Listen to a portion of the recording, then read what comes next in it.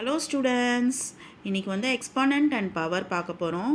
NCERT syllabus class 8 chapter number 10 exercise number 10.1 second sum பார்க்க போகிறோம். Simplify and express the result in power notation with positive exponent பார்க்க போகிறோம். சரியா? Simplify பண்ண போகிறோம். எப்படி சிம்பிளிஃபை பண்ணலான்னு பார்ப்போம்.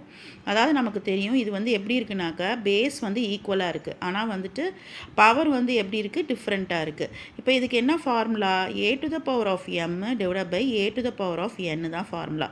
டிவைடில் இருந்தால் நம்ம என்ன பண்ணுவோம், மைனஸ் பண்ணிக்குவோம் இல்லையா? டிவைடில் இருந்தால் மைனஸ் பண்ணிக்குவோம். அப்போ என்னது, பேஸ் வந்து என்னன்னு இருக்குது, -4ன்னு இருக்குது. அப்போ -4 மேலே வந்துட்டு 5 - 8 பண்ணுவோம்.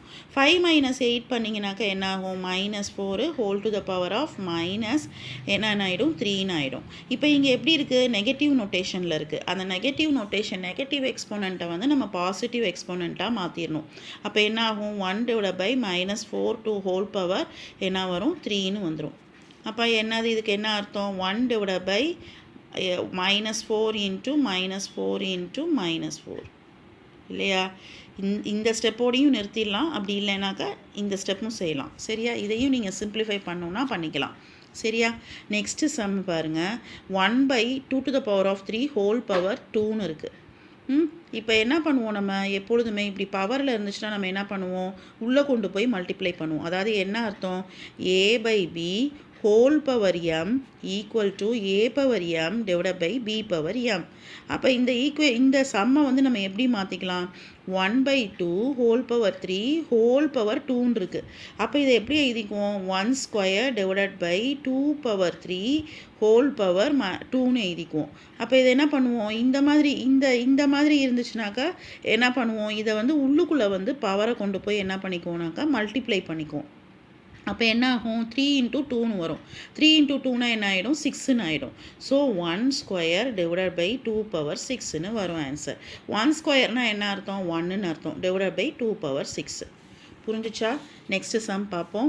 நெக்ஸ்ட்டு சம் தேர்ட் சம் வந்து பாருங்கள். -3 whole power 4 into 5 by 3 whole power 4ன்னு இருக்குது. சரியா? இதில் வந்து எப்படி இருக்குது, பவர் வந்து சேமாக இருக்குது, கீழே வந்து எப்படி இருக்குது, கீழே பேஸ் வந்துட்டு டிஃப்ரெண்ட்டாக இருக்குது இல்லையா? பேஸ் வந்து எப்படி இருக்குனாக்கா டிஃப்ரெண்ட்டாக இருக்குது. இப்போ இது எப்படி எழுதலாம், பவர் வந்து சேமாக இருக்குது. அப்போ நம்ம இதை எப்படி எழுதுவோம், a into b whole power m எழுதிக்கணும். அப்போ எப்படி எழுதலாம், -3 இன்ட்டு 5 பை 3 ஹோல் பவர் வந்து என்னது, 4. அப்போ இந்த 3யும் என்ன ஆகிடும், கேன்சல் ஆகிடும். அப்போ கேன்சல் ஆகிடுச்சுனாக்கா -5 ஹோல் பவர் என்னன்னு வந்துடும்னாக்கா 4ன்னு வந்துடும். ஓகேவா? இது ஒரு மெத்தட். இன்னொரு மெத்தட் வந்து என்ன பண்ணிக்கலாம்னாக்கா -5ன்னு இருக்கா. அப்போ இந்த ஸ்டெப்புக்கு அப்புறம் நம்ம என்ன பண்ணலாம்னாக்கா -1 இன்ட்டு -1 × 5a, அதாவது கேன்சல் பண்ணால் -1 வருமா, ஹோல் பவர் 4. அப்போ இதை எப்படி எழுதலாம், -1 ஹோல் பவர் 4 இன்ட்டு 5 பவர் 4 அப்படின்னு சொல்லி எழுதிக்கலாம். ஸோ ஆன்சர் வந்து என்னது, இதை வந்து -1 வந்து நீங்கள் 4 டைம்ஸ் பண்ணிங்கன்னா என்ன வரும், -1 இன்ட்டு -1 இன்ட்டு -1 இன்ட்டு -1 என்னவாயிடும், ப்ளஸ் ஆகிடும், +1 ஆகிடும். So 1 into 5 power 4. சரியா? இந்த ஸ்டெப்பு வேணாம், இதுக்கு பதில் இது வந்து செஞ்சுக்கோங்க. ஓகேவா? நெக்ஸ்ட்டு சம் பார்ப்போம். Next sum 3 to the power of -7 divide by t to the power of -10 into 3 to the power of -5a. இப்போ இது வந்து எப்படி இருக்குது, பேஸ் வந்து சேமாக இருக்குது, வந்து பவர் வந்து எப்படி இருக்குனாக்கா பவர் வந்துட்டு உங்களுக்கு வந்து டிஃப்ரெண்ட்டாக இருக்குது. அப்போ இது என்ன ஃபார்முலா இருக்குது,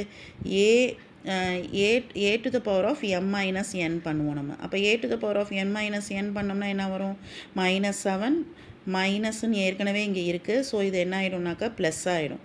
ஹோல் ப்ராக்கெட்டில் இங்கே என்ன இருக்குது, into 3 to the power of -5. இப்போ என்ன ஆகும், அப்போ 3 to the power of என்னன்னு வந்துடும், 3ன்னு வந்துடும் இல்லையா? 3 to the power of 3ன்னு வந்துடும் into 3 to the power of -5. இது எப்படி இருக்குது, மல்டிப்ளிகேஷனில் இருக்குது, பேஸ் வந்து சேமாக இருக்குது. அப்போ என்ன பண்ணுவோம், 3 பவர் பேஸ் வந்து சேமாக இருக்குது இல்லையா? அப்போ இது ப்ளஸ் பண்ணுவோம் நம்ம. அப்போ 3 ப்ளஸ் -5ன்னு வரும். ஸோ மைனஸ் இன்ட்டு ப்ளஸ் வந்து மைனஸ் ஆகிடும். ஸோ இதை மைனஸ் பண்ணோம்னாக்கா என்ன ஆகும், 3 ஸ்கொயர்னு ஆகும். 3 ஸ்கொயர் பண்ணிங்கனாக்கா என்ன வரும், மைனஸ்ன்னு வரும் இல்லையா, 3 to the power of மைனஸ்ன்னு வரும். அப்போ மைனஸ் எக்ஸ்போனண்ட்டாக வந்து இருந்தாச்சுனாக்கா நம்ம எப்படி எழுதுவோம், 1 divided by 3 to the power of 2ன்னு எழுதுவோம். அதாவது என்ன format, a to the power of minus m. Equation வந்து எப்படி இருக்குது, மைனஸ் எக்ஸ்போனண்ட்டாக இருக்குது, a to the power of minus m equal to a to the power of m. அந்த concept தான் நம்ம என்ன பண்ணியிருக்கோம்னாக்கா இங்கே யூஸ் பண்ணியிருக்கோம். நெக்ஸ்ட் சம் பார்ப்போம். 2 to the power of minus 3 into minus 7 whole power minus 3. Some பாருங்கள், fifth some. 2 to the power of minus 3 into minus 7 whole power minus 3. இதில் வந்து எப்படி இருக்குது, மேலே பவர் வந்து எப்படி இருக்குது, சேமாக இருக்குது, பேஸ் வந்து டிஃப்ரெண்ட்டாக இருக்குது. அப்போ நம்ம எப்படி எழுதுவோம், a into b whole power mன்னு எழுதுவோம் இல்லையா. அப்போ நான் 2 into minus 7 whole power minus 3ன்னு எழுதுவோம் இல்லையா. அப்போ இது ரெண்டையும் மல்டிப்ளை பண்ணோம்னா என்ன வந்துடும், -14ன்னு வந்துடும். -14 ஹோல் பவர் என்ன இருக்குது, -3 இருக்குது. நெகட்டிவ் எக்ஸ்போனண்ட்டாக இருக்குது. அப்போ நெகட்டிவ் எக்ஸ்போனண்ட்டாக இருந்தால் நம்ம எப்படி எழுதுவோம், 1 divided by -14 ஹோல் பவர் 3ன்னு எழுதிடுவோம். புரியுதா, இந்த கான்செப்ட் புரியுதா? நெக்ஸ்ட்டு வீடியோவில் நெக்ஸ்ட்டு சம் பார்ப்போம். தேங்க்யூ.